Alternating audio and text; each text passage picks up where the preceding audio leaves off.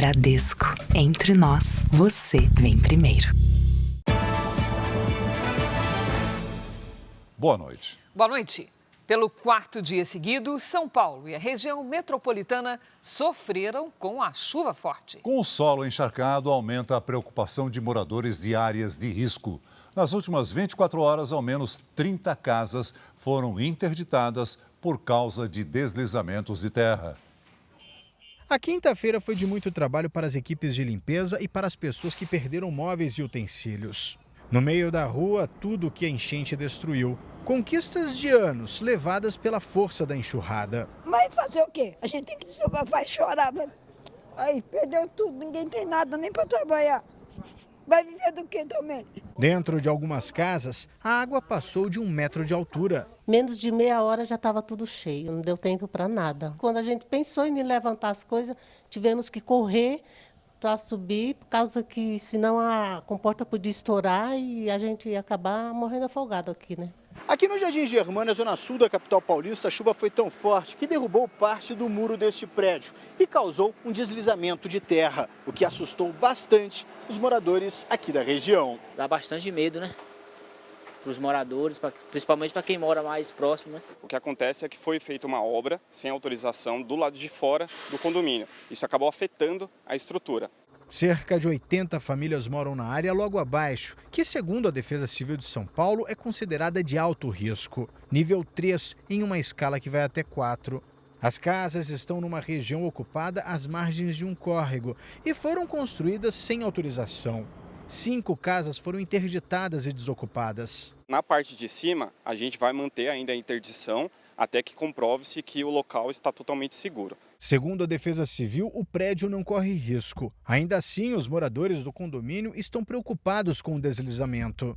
Se vê um prédio com um problema desse aí, dá medo, né? Eu fiquei preocupado pra caramba. Um outro deslizamento foi registrado em Osasco, na região metropolitana. 28 casas foram interditadas e 62 pessoas ficaram desalojadas. Ninguém se feriu. De acordo com a prefeitura, o deslizamento foi provocado por uma obra irregular num terreno particular. Também em Osasco, a água da chuva invadiu um hospital e maternidade. Pacientes foram retirados às pressas da UTI. Essas imagens mostram o local alagado e a água caindo pelas lâmpadas. O temporal de ontem derrubou 35 árvores na cidade de São Paulo. Desde segunda-feira, quase 600 caíram na capital e região metropolitana. Muros de casas, a rede elétrica e carros ficaram destruídos. A concessionária de energia disse que segue com reforço das equipes para restabelecer o fornecimento. Veja agora outros destaques do dia. Lula confirma Ricardo Lewandowski como novo ministro da Justiça. E diz que ele terá liberdade para escolher a equipe. Inflação brasileira em 2023 volta a ficar dentro da meta. Na Argentina, o índice fechou o ano em 211%. Idosa de 94 anos morre após incêndio atingir hospital em São Paulo. Novas imagens mostram helicóptero antes de desaparecer a caminho do litoral paulista. Especialistas afirmam que Brasil quebra tradição de neutralidade ao apoiar denúncia da África do Sul contra Israel por genocídio em Gaza. Na apresentação como novo técnico da seleção, Dorival Júnior cobra mais responsabilidade de jogadores.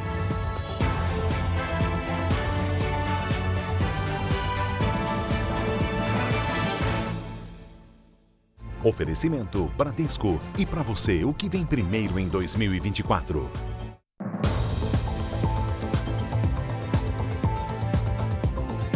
Uma idosa de 94 anos morreu depois que um incêndio atingiu um hospital particular no bairro do Morumbi, em São Paulo. Pacientes e funcionários foram retirados às pressas da unidade de saúde depois do acionamento do alarme de incêndio. O fogo foi provocado por uma pane no ar-condicionado instalado na área de terapia intensiva no 2º andar do prédio. Começou a tocar e começou a sair todo mundo pelas saídas de emergência. Foi tudo muito rápido assim, mas eles orientaram nós todos, né? Orientaram e a gente já foi saindo, foi já indicando para a gente sair para a rua. Os pacientes foram colocados em macas e cadeiras de rodas e levados para a calçada por médicos e enfermeiros. Alguns receberam os primeiros socorros ali mesmo, enquanto aguardavam a chegada de ambulâncias. 47 pessoas tiveram que ser transferidas do Hospital São Luís para outras unidades. Um dos pacientes socorridos foi uma idosa de 94 anos que estava internada. Ela teve uma parada cardíaca durante o incêndio e morreu. O hospital lamentou a morte e disse que presta assistência aos familiares. O Corpo de Bombeiros acionou 4 viaturas para controlar as chamas. A unidade de saúde afirmou que cumpriu os protocolos de segurança e que colabora com as autoridades para esclarecer as causas do incêndio. Em busca de um relacionamento casual na internet, um homem caiu nas mãos de criminosos e teve prejuízo de R$30 mil. Segundo a polícia, os golpistas agora usam nova estratégia para ganhar a confiança das vítimas. Envergonhado, o homem que não quer se identificar perdeu quase R$30 mil no chamado golpe do amor. Ele conheceu uma pessoa no aplicativo de relacionamentos e, ao chegar no que seria a casa dela, foi rendido. Ficou 22 horas em poder dos sequestradores. Cativeram, me amarraram e foi ameaças com familiares e pegaram meu celular, tentaram fazer empréstimos. O caso dele faz parte de uma estatística alarmante. Dos 53 sequestros registrados em 2023, 50 foram de pessoas que conheceram criminosos em aplicativos de namoro. O chamado golpe do amor se popularizou depois da pandemia. Na maioria dos casos, homens são enganados por mulheres que fazem parte das quadrilhas. A polícia diz que fez centenas de prisões. Por que homens? Porque os homens são mais imprudentes quando se diz relacionamento. Eles vão até o relacionamento. As mulheres são mais focadas numa situação de estelionato, de sentimento, de pessoas que as procuram, as enganam durante muito tempo, vão tomando o dinheiro de uma outra forma, não violenta. Segundo a polícia, as quadrilhas especializadas nesse tipo de crime criaram novas estratégias para atrair as vítimas. Agora são mulheres que trocam as mensagens e chegam a marcar mais de um encontro em locais públicos. Com o tempo, os homens ganham confiança na relação e é nessa hora que os criminosos agem. Eles combinam um encontro num local mais isolado e fazem a abordagem. A recomendação é que antes de um encontro a pessoa investigue tudo o que for possível. Traumatizado, o homem que foi vítima do sequestro não quer mais saber desse tipo de plataforma. Agora é só na moda antiga. Quase 500 mil de mulheres receberam medidas protetivas contra agressores em todo o Brasil no ano passado. Em Goiânia, a polícia procura pelo homem que assassinou a ex-mulher. Ela não tinha pedido esse benefício à justiça. As agressões começaram dentro de casa e terminaram na rua. A Alana Ferreira foi atacada pelo ex-marido, Enivaldo Costa. Ela morreu uma semana depois no hospital. O filho conta que ela já tinha sido agredida, mas preferiu não pedir medida protetiva. Ela gostava, amava ele demais. Amava e ele se aproveitava disso, que ela gostava muito dele. Em Goiânia, no ano passado, quase 3.400 mulheres pediram medida protetiva por causa de violência doméstica. Entre as que decidiram pedir ajuda, nenhuma foi vítima de feminicídio. A mulher que tem medida protetiva, ela é acompanhada pelo Batalhão Maria da Penha aqui em Goiânia. As viaturas vão até a casa dessa mulher. De acordo com dados do Conselho Nacional de Justiça, em 2023 até novembro, foram concedidas quase 415 mil medidas protetivas em todo o Brasil, quase 52 por hora. No ano anterior, foram mais de 440 mil.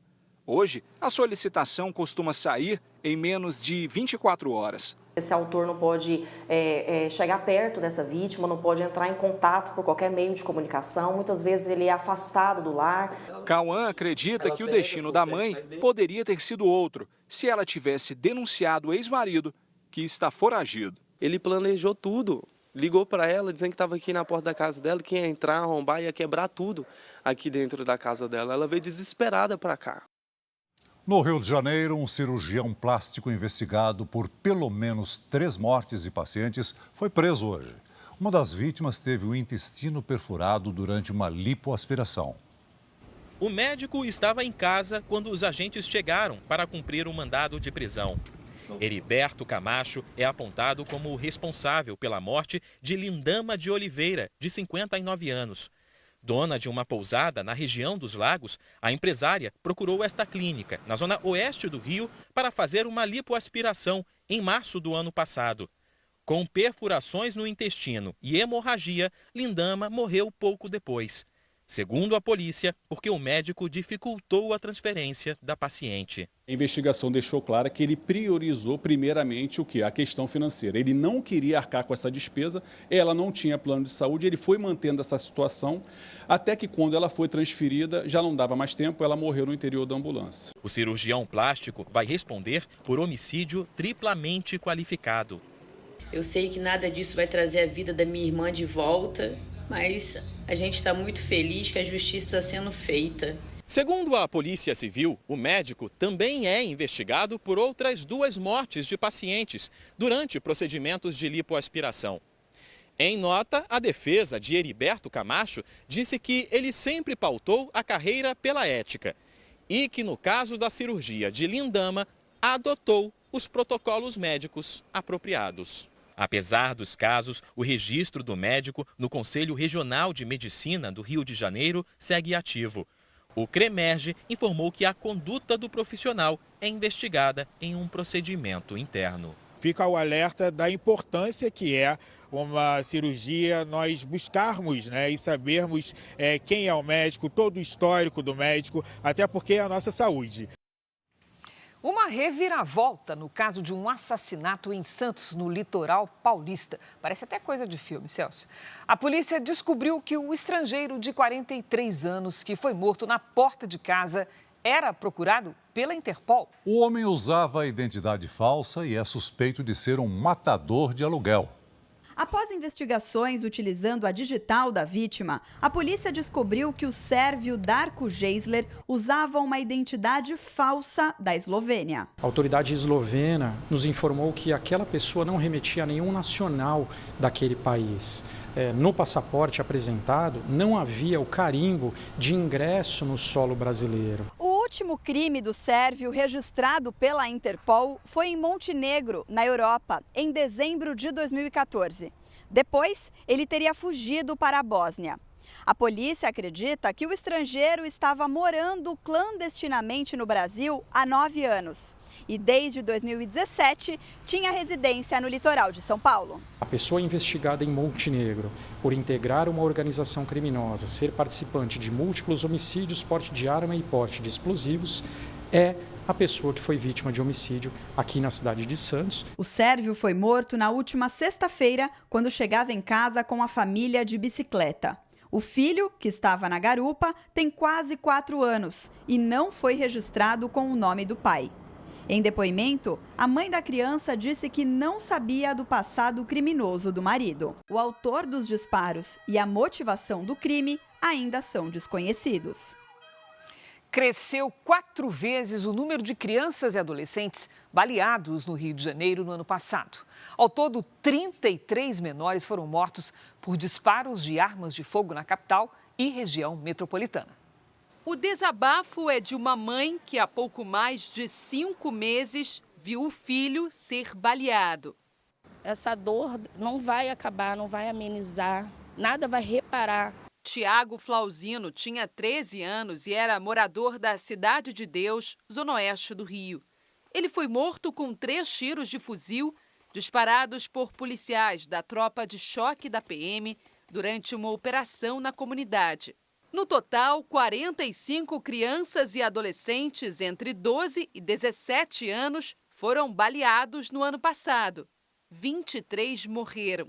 A situação é ainda mais preocupante entre os menores de 11 anos. 2023 foi o ano com o maior número de crianças baleadas na região metropolitana do Rio. 25 foram atingidas por disparos de armas de fogo. Cerca de 2 a cada mês. Desse total, 10 não sobreviveram. A contagem é feita desde 2016. Ainda de acordo com a plataforma que monitora os tiroteios no Rio de Janeiro, o aumento de menores baleados em 2023 foi de 300% em relação a 2022. Foi o ano mais letal para as crianças da região. Mesmo sendo triste, é importante trazer e entender esses dados para a produção de políticas que sirvam para proteger as nossas crianças. A família de Tiago Flauzino ainda luta por justiça contra os PMs envolvidos na morte da criança. 4 militares foram denunciados por fraude processual. Eles chegaram a ser presos preventivamente, mas hoje aguardam o julgamento em liberdade. A gente fica nessa luta porque não é só pelo Tiago, é por outras crianças, para que outras famílias não passem pelo que eu estou passando. O IBGE divulgou hoje o Índice Nacional de Preços ao Consumidor, utilizado como referência para o reajuste das aposentadorias. Mesmo com previsão de alta de pouco mais de 13,5%, não haverá ganho real para quem recebe mais de um salário mínimo. Foram quase 5 décadas de trabalho como metroviário.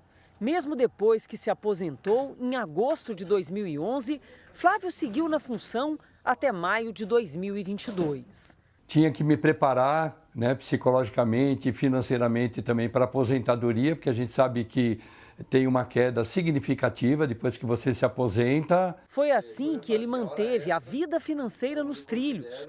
Mesmo recebendo quase o teto da aposentadoria, Flávio, hoje com 73 anos, sentiu o baque nas finanças quando parou de vez. Viu a renda despencar e o custo de vida subir ano a ano. Foi preciso fazer alguns ajustes. Teve que reduzir o meu padrão de vida, em termos de lazer, de viagens. É que nem sempre os reajustes na aposentadoria, mesmo acompanhando os índices da inflação no país, conseguem seguir o aumento do custo de vida. E hoje de manhã o IBGE divulgou o Índice Nacional de Preços ao Consumidor, o INPC, que corrige o poder de compra dos salários e também o reajuste dos benefícios do INSS, isso para quem ganha mais de um salário mínimo, como o seu Flávio. E mais uma vez, o índice anual não agradou aos aposentados. Essa economista, especialista em educação financeira, diz que os aposentados que ganham mais de um salário mínimo vão sentir no bolso a diferença de reajuste. Não tem um ganho real, ou seja, a gente tem o salário mínimo com correção do INPC, mais um outro reajuste, e quem ganha acima deste valor não vai ter esse adicional. Com isso, ao longo do tempo, a gente tem uma perda do poder de compra para quem ganha mais de um salário. A economista faz uma conta rápida. Há 20 anos, quem ganhava quase o teto da aposentadoria no Brasil recebia o equivalente a 10 salários mínimos. E hoje, o teto não passa de 5 salários mínimos e meio. Ou seja, ela perdeu aí, ao longo dos últimos 20 anos, quase 50% do seu poder de compra.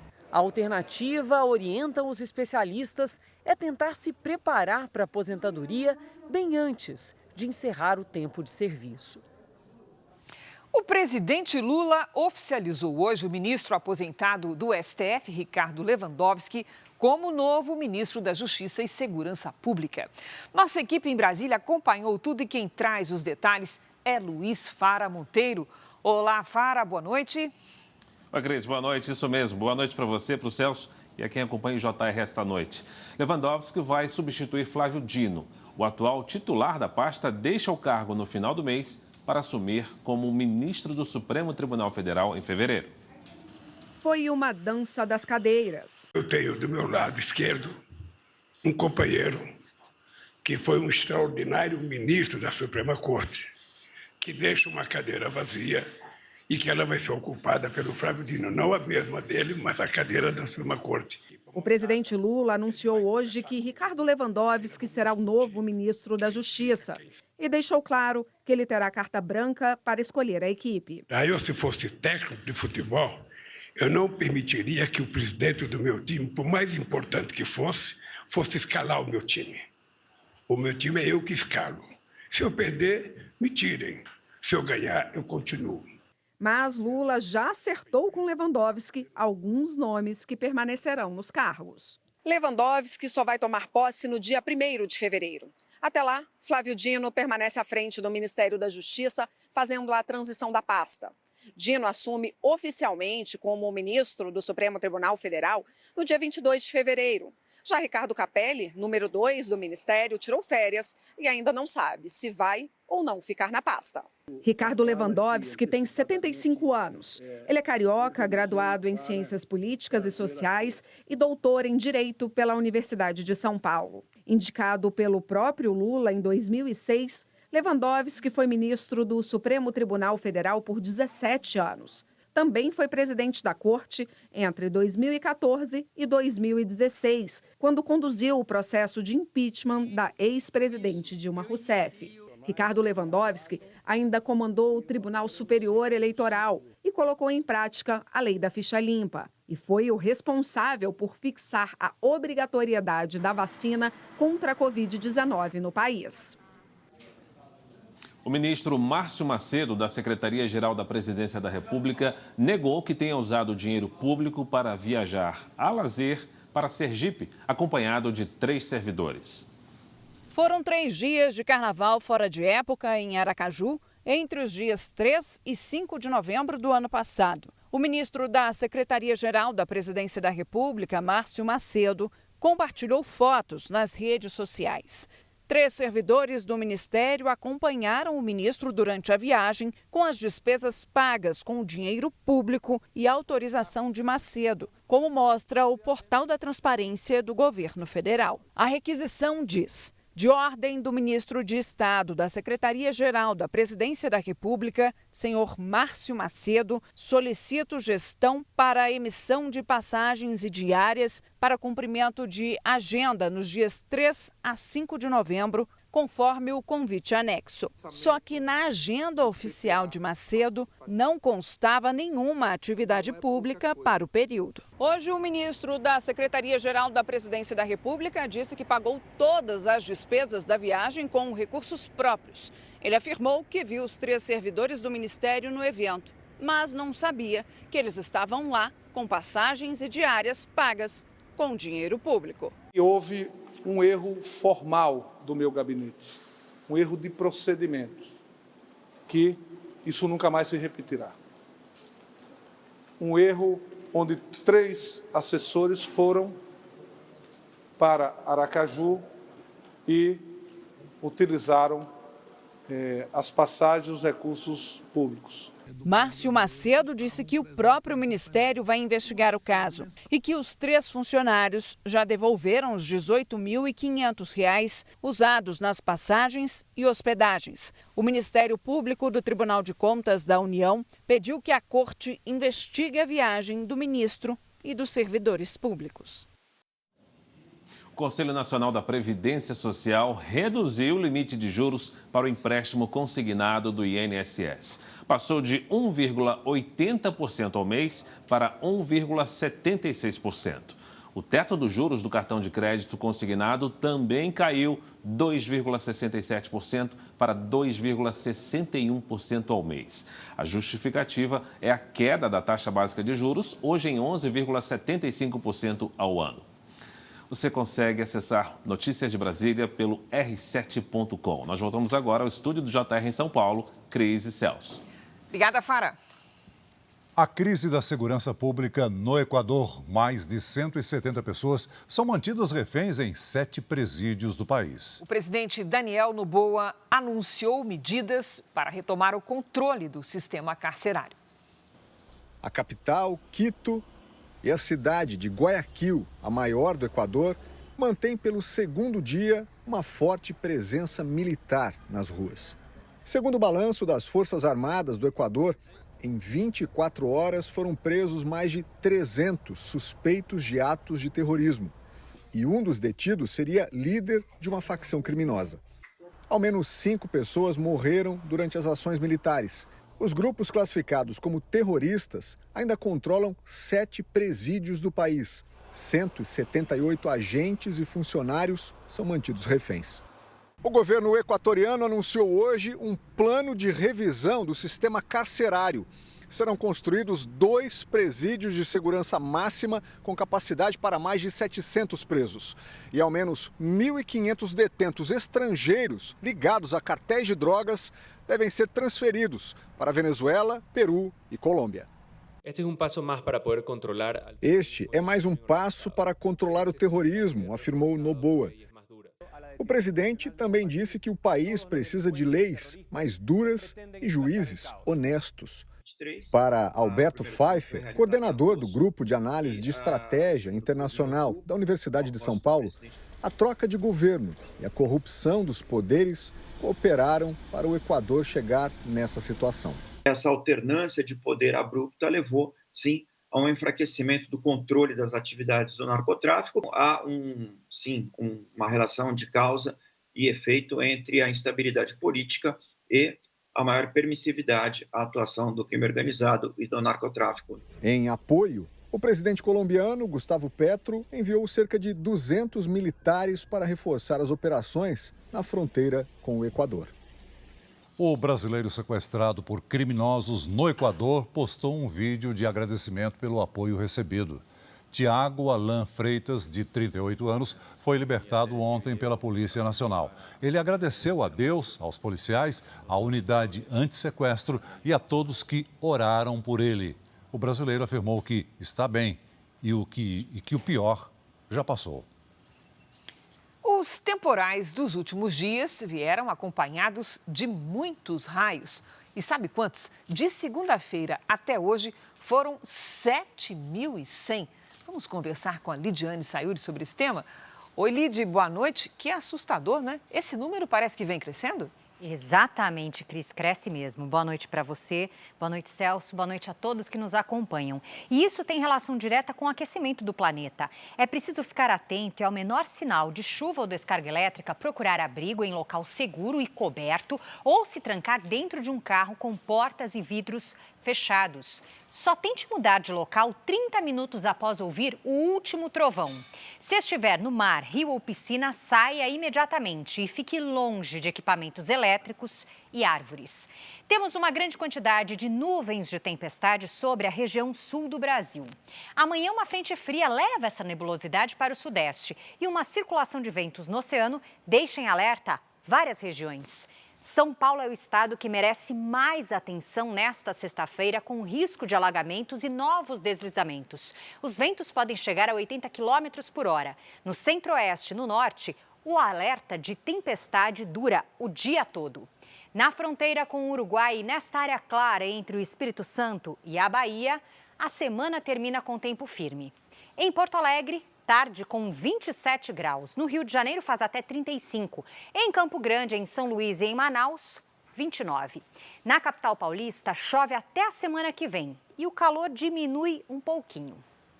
Tempo delivery para a Sônia, de Montes Claros, Minas Gerais. Vamos lá, Celso. Sônia, aqui na nossa tela, seja bem-vinda. A sexta e o sábado seguem com tempo firme. O calor já dá as caras logo cedo, com mínimas acima dos 20 graus. À tarde, faz até 31. A Virgínia é de Joinville, Santa Catarina. Virgínia, boa noite. Os temporais seguem durante a noite e madrugada. Na sexta e no sábado, a chuva será leve e a temperatura fica em torno de 28. No domingo, tempo firme e calor de 35. Mande seu pedido pelas redes sociais com a hashtag você no JR. Cris, Celso. Valeu, Lidi. Até amanhã, Lidi. Veja a seguir. Exército de Israel encontra túnel que era usado por terroristas para esconder reféns. Imagens de câmera de rodovia flagraram helicóptero antes de desaparecer no litoral de São Paulo. As buscas entram no 11º dia. O São Paulo já tem substituto para Dorival Júnior, que foi para a seleção brasileira. Thiago Carpini vai comandar o tricolor do Paulistão.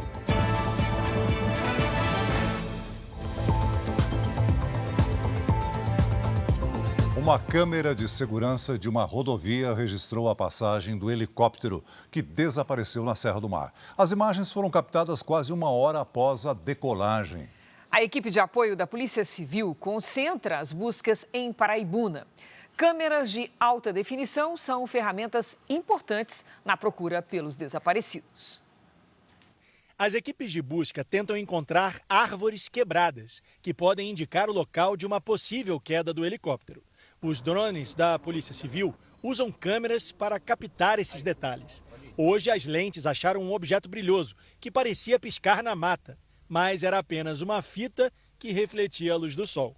O helicóptero saiu do aeroporto Campo de Marte dia 31 de dezembro por volta de 1h15 da tarde. Em Mogi das Cruzes, no interior de São Paulo, as antenas das operadoras de telefonia captaram os sinais de 2 celulares que estavam dentro da aeronave. Os aparelhos de Rafael Torres e Luciana Rodzevics. Os sinais também foram captados em Salesópolis, Pouso Alto, Paraibuna e Caraguatatuba, antes do helicóptero retornar a Paraibuna e desaparecer. Hoje, o avião da FAB, mais uma vez, concentrou as buscas nessa região. Esse vídeo é de uma câmera de segurança da rodovia dos Tamoios, que liga o interior ao litoral. Nele é possível ver a passagem do helicóptero por Paraibuna, quase 1 hora depois da decolagem. Como não havia visibilidade para o voo, o piloto Cassiano Teodoro resolveu fazer um pouso de emergência, que foi registrado por uma das passageiras. Foi nessa área descampada, dentro dessa fazenda particular, que o piloto decidiu fazer o pouso de emergência para fugir do mau tempo. Funcionários da propriedade disseram que ele nem chegou a desligar o motor do helicóptero e decolou novamente. Segundo a polícia, a aeronave só tinha autonomia para voar mais cerca de 40 minutos. Aqui comum, passa muito o helicóptero, o avião aqui é uma rota que é acessível a Ilhabela, Caraguatatuba, Ubatuba, então para eles foi meio que comum, só a única diferença que foi que chegou muito perto e logo em seguida já saiu. Nesse outro trecho do vídeo, o helicóptero aparece mais uma vez, possivelmente na segunda decolagem, depois do pouso de emergência. A aeronave encerrou a comunicação com um heliponto de Ilhabela, mas uma antena voltou a captar o sinal do celular de Rafael em Paraibuna na noite do dia 31, 8 horas depois de decolarem da fazenda, o que significa que o piloto voltou à região. O sinal do aparelho de Luciana Rodzevics foi captado na mesma área, quase 24 horas depois. Por isso, a polícia acredita que a aeronave possa estar em Paraibuna. Uma empresa privada pediu para a família Rodzevics roupas de Luciana e Letícia. Eles devem entrar nas buscas com cães farejadores. Gade é guia turístico em Ubatuba e foi chamado por parentes de Rafael Torres para ir até o local onde os sinais foram captados. Ele usou dados de geolocalização enviados pela operadora de telefonia, mas não encontrou nada na mata. Teve pontos que eu tive que dar uma limpada para eu conseguir passar. Então a gente tem que ficar esperto com os animais também, porque a hora que teve um momento que eu pisei que eu vi a cobra saindo. Se for uma pessoa que não tem experiência, é um lugar muito complicado. A FAB encerrou o 11º dia de buscas sem encontrar vestígios do helicóptero ou dos desaparecidos.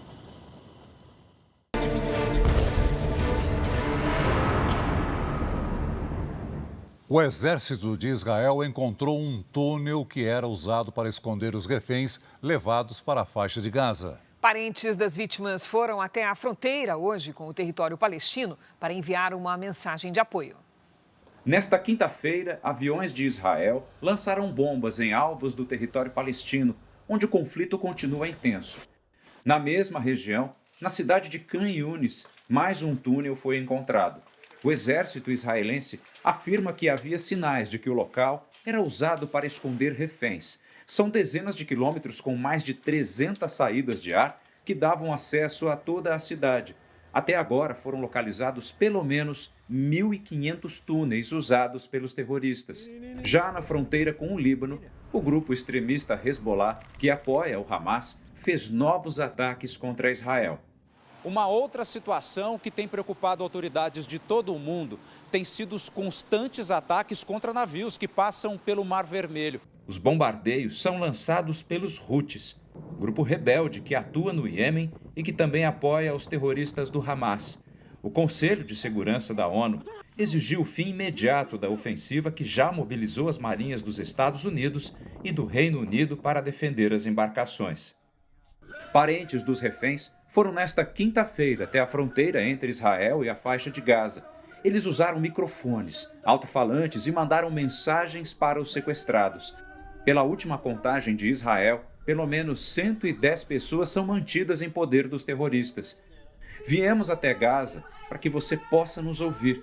Estamos aqui, perto de você, e te amamos muito, afirmou Ruby Shen, mãe de um refém. Na Holanda, o Tribunal Internacional de Justiça deu início às audiências do processo que investiga se Israel comete um genocídio na faixa de Gaza. O governo israelense diz que as operações militares combatem os terroristas do Hamas. A acusação foi apresentada pela África do Sul. A representante do país disse hoje que Israel promove um dos ataques mais pesados da história moderna e pediu que a corte ordene o cessar-fogo imediato. Do lado de fora, havia manifestantes a favor do julgamento e também centenas de pessoas que defendem as operações militares para libertar os reféns. Em pronunciamento, o primeiro-ministro israelense Benjamin Netanyahu disse que o processo na Corte Internacional é uma hipocrisia e que os terroristas do Hamas são os verdadeiros genocidas. O julgamento deve durar semanas, mas as investigações para verificar se houve ou não genocídio podem se estender por anos. Amanhã será a vez de Israel apresentar os argumentos no tribunal. Vários países apoiam o governo israelense, entre eles a Alemanha e os Estados Unidos. A Corte Internacional de Justiça é um órgão das Nações Unidas criado em 1945. É responsável por julgar supostos crimes contra a humanidade e disputas entre nações. As decisões do tribunal são definitivas, sem direito à apelação. Mas a Corte não tem poder para obrigar que os países cumpram o que foi decidido. A Confederação Israelita do Brasil condenou a decisão do presidente Lula de dar apoio à ação da África do Sul contra Israel no Tribunal de Haia. Especialistas ouvidos pelo Jornal da Record dizem que o país está quebrando uma das suas principais tradições na diplomacia: manter-se neutro e buscar soluções negociadas para os conflitos. O apoio do Brasil à ação da África do Sul provocou reação imediata da Confederação Israelita do Brasil. Em uma nota de repúdio, a entidade condenou a posição do governo brasileiro no processo que, segundo a Confederação, tem o objetivo de impedir Israel de se defender dos ataques terroristas do Hamas. A Confederação afirma que essa decisão diverge da posição de equilíbrio e moderação da política externa brasileira. A ação sul-africana é uma inversão da realidade. O conflito atual começou depois das atrocidades dos terroristas do Hamas contra a população de Israel, que matou indiscriminada e barbaramente mais de 1.200 pessoas, no ataque mais mortal contra o povo judeu desde o Holocausto. O documento reforça que Israel está apenas se defendendo de um inimigo, ele sim genocida, que manifesta abertamente seu desejo genocida de exterminar Israel e os judeus. Nós podemos lamentar, em primeiro lugar, porque nós estamos vendo o nome do nosso país, o nosso Brasil, associado a ditaduras e autocracias. O que, no fundo, Israel faz é se defender do Hamas. Ele, sim, que praticou um genocídio no dia 7 de outubro, matando toda e qualquer pessoa pelo simples fato de ser judeu. O Hamas quer continuar se escondendo atrás de civis e, logicamente, com isso, criar um cenário de comoção. Por quê? Porque civis acabam sendo assassinados justamente por conta desse tipo de comportamento que o Hamas faz. O Hamas, ele pratica genocídio, o seu próprio estatuto coloca isso e, portanto, quer eliminar Israel e todos os judeus de Israel e do mundo. O presidente da Confederação Israelita diz ainda que o Brasil comete um grande erro ao apoiar a ação da África do Sul. O Brasil se equivoca de maneira muito clara, é um erro muito grande por parte da diplomacia brasileira, acaba importando o conflito para o Brasil, porque está olhando de forma absolutamente equivocada e condenando quem não deve ser condenado e se aliando aos piores regimes do mundo. Para essa especialista em relações internacionais, o Brasil está quebrando uma de suas principais posições na diplomacia internacional: se manter neutro e de buscar soluções diplomáticas para os conflitos. O Brasil, ele sempre buscou, a partir da sua diplomacia, que é elogiada internacionalmente, uma posição não só neutra, mas que fosse apaziguadora, pensando sempre na paz, sempre no respeito, né, ao direito internacional e considerando a autodeterminação dos povos e o direito dos países existirem enquanto instituições formais, né, Estados-nação. Já essa professora de Direito Internacional diz que o presidente Lula se precipitou. Então, ele se precipita ao se manifestar. Vamos observar que nenhum outro país fez isso ainda. Então, ele o faz sozinho, de forma bastante precipitada e com muito pouca consistência, para não dizer nenhuma, sobre a perspectiva do direito internacional. Então, ele se compromete no que diz respeito a ser um mediador, um pacificador. Então, ele se compromete e sai completamente agora do cenário internacional nessa possibilidade. Veja a seguir, a inflação oficial do Brasil fecha o ano dentro da meta pela primeira vez desde 2020. Dorival Júnior assume a seleção brasileira e diz que primeiro desafio é reconquistar a confiança do torcedor.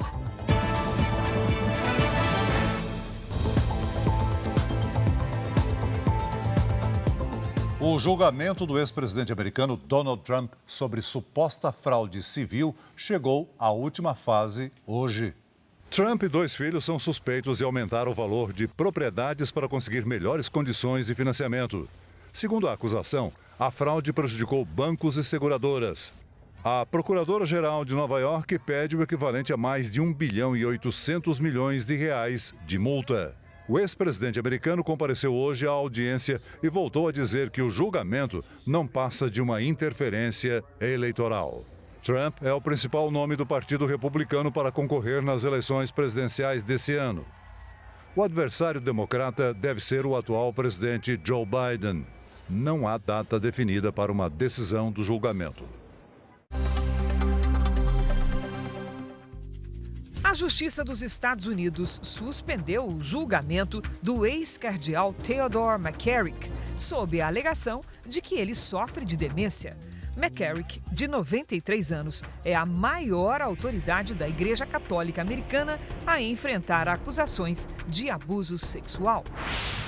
O órgão responsável pela aviação dos Estados Unidos vai investigar o controle de qualidade da Boeing, fabricante da aeronave que perdeu uma das portas durante o voo.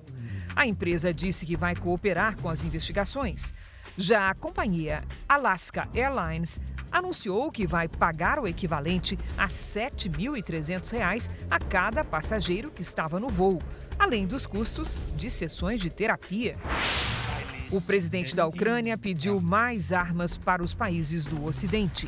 Um bombardeio durante a noite na cidade de Kharkiv atingiu um hotel e deixou ao menos 13 feridos, entre eles 2 jornalistas da Turquia. A Rússia não comentou os ataques. A advogada-geral do Tribunal de Justiça da União Europeia defendeu que seja mantida a multa bilionária aplicada contra o Google em 2017. A multa chega ao valor equivalente a mais de 12 bilhões de reais. A chamada Big Tech é acusada de prejudicar a concorrência ao favorecer os próprios produtos no site de comparação de preços, enquanto escondia ofertas de outras empresas. Em 2022, o Google recorreu da multa. Agora, o Tribunal de Justiça da União Europeia quer rejeitar o recurso e aplicar a punição. Ontem à noite, a empresa anunciou centenas de demissões. Na Amazon, outra gigante da tecnologia, foram demitidas cerca de 500 pessoas. A inflação oficial do Brasil fechou 2023 com alta de 4,62%.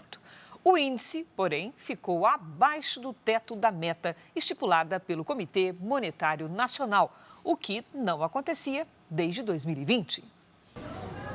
O ano virou, mas Luciano e Conceição não esquecem que tiveram que espremer o orçamento para as festas de fim de ano. Sempre faz, né, a ceia, mas com um pouquinho mais de suor, né, entendeu? Um pouquinho mais de trabalho, você dá uma restringida em algumas coisas, a ceia fica um pouquinho menor, mas faz. mas um pouquinho menor fica. Os preços encareceram, bastante coisa encareceram. Para o Pedro, o problema foram as compras do mês. Com uma família grande, encher o carrinho no supermercado ficou mais difícil. É a época que vende mais caro mesmo. Frutas, né, aqui por causa das ceias, festas de final de ano.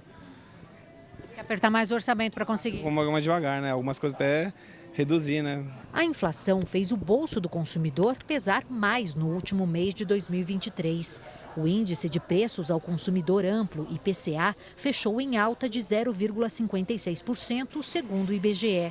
Abaixo do registrado em dezembro do ano anterior, mas quase o dobro do índice de novembro. O resultado foi puxado pelo grupo Alimentação e Bebidas. As variações climáticas impactaram as plantações no campo.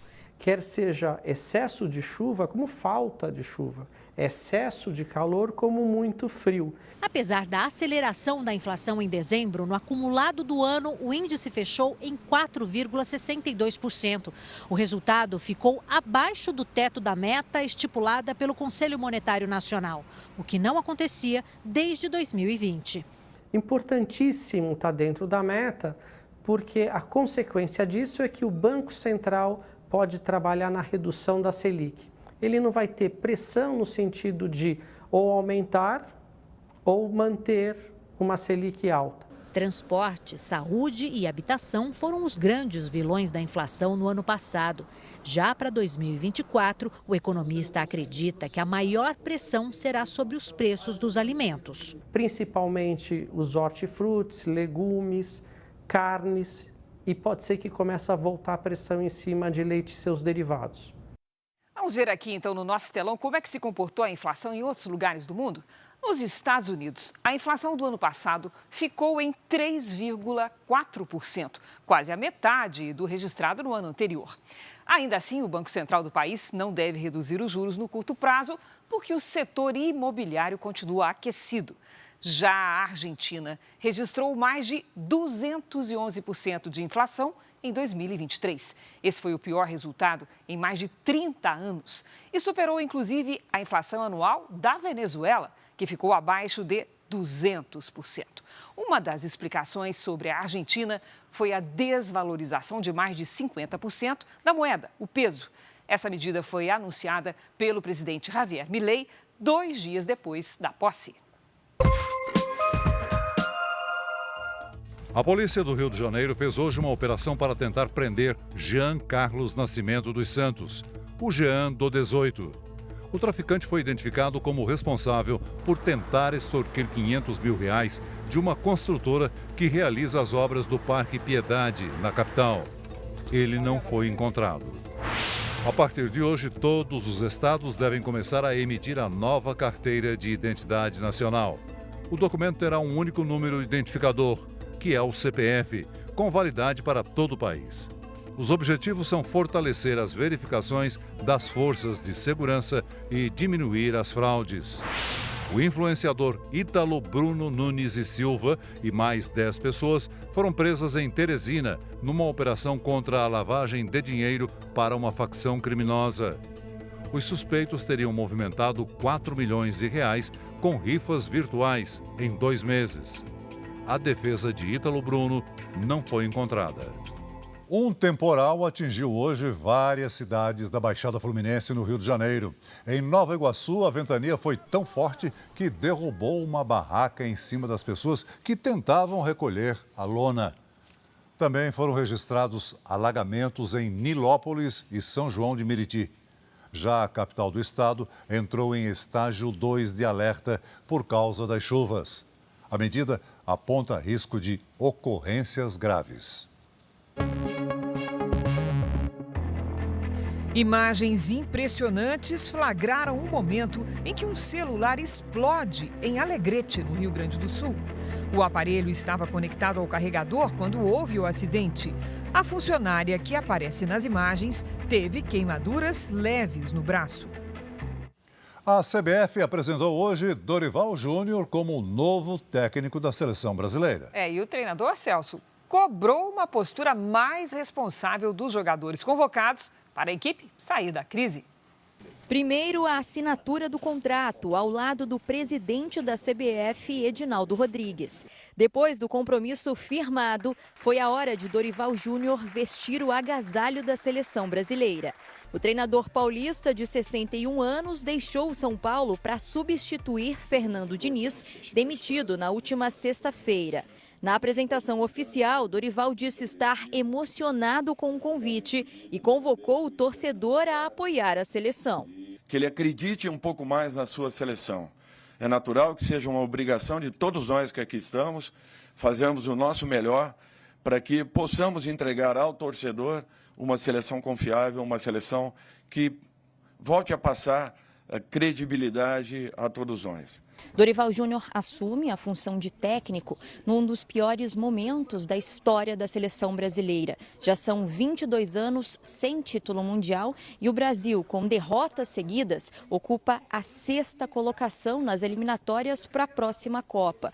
O novo treinador exigiu mais responsabilidade dos jogadores convocados. É uma mudança postural, é uma mudança em que o atleta tem que entender que ele está aqui vestindo uma camisa muito pesada, uma camisa respeitada no mundo todo e referência no mundo todo. Dorival Júnior terá os primeiros compromissos à frente da seleção agora em março, em amistosos contra a Inglaterra e a Espanha. E para o futuro, disse que espera até contar com o Neymar, com quem já teve atritos no passado quando comandou o Santos. Nós temos aí um dos 3 maiores jogadores do mundo nesse momento e que nós temos que aproveitá-lo. E o Neymar é um jogador muito importante, desde que recuperado, em condições e totalmente focado. E faltam 10 dias para a estreia do Paulistão na tela da Record. Dia 21 tem Corinthians e Guarani ao vivo e exclusivo na TV aberta a partir das 6 da tarde. O São Paulo agiu rápido e acaba de anunciar um novo técnico para o lugar de Dorival Júnior. É um treinador jovem, mas que já tem uma final de Campeonato Paulista no currículo. O nome de Thiago Carpini pegou bem entre os torcedores do São Paulo. Carpini, estamos aqui te esperando. A gente confia em você. Você vai trazer o Paulista, você vai trazer a Copa do Brasil pra gente, se Deus quiser a Libertadores. Ainda não deu para a torcida ter contato com o novo técnico. A expectativa é que ele chegue só amanhã para o primeiro treino. O São Paulo vai pagar a multa de R$1 milhão pela rescisão do contrato com o Juventude. Carpini levou o time gaúcho ao acesso à Série A do Brasileirão. Antes disso, comandou o Água Santa, que chegou à final do Paulistão depois de eliminar o próprio São Paulo nos pênaltis, nas quartas de final, e o Bragantino nas semis. Thiago Carpini tem 39 anos, um a mais do que o capitão do time, Rafinha. Apesar de ser jovem, se prepara para o 8º trabalho como treinador. Comandar o São Paulo será o maior desafio da carreira. Ele vem com o respaldo do Dorival, do Muricy, mas ele nunca enfrentou esse desafio de ter um time tão grande como o São Paulo. É uma aposta. Carpini tem uma grande responsabilidade. Vai substituir Dorival Júnior, que assumiu o comando da seleção brasileira depois de dar ao São Paulo o primeiro título da história do clube na Copa do Brasil. De cara, ele vai ter o suporte do Muricy Ramalho, quer dizer, vai dar todo aquele apoio, vai mostrar como funciona o São Paulo, como pensa o São Paulo. Aos poucos o Muricy vai se afastando e vai deixando o Thiago fazer o seu trabalho. O São Paulo está de parabéns por essa escolha. O contrato de Carpini com o clube paulista terá duração de 1 ano. Essa edição termina aqui e à 00:30 tem mais Jornal da Record. Fique agora com a novela Jezabel. E logo depois de Quando Chama o Coração, você já sabe, tem Pecado Mortal, edição especial. Não perca. Ótima noite para você. Boa noite.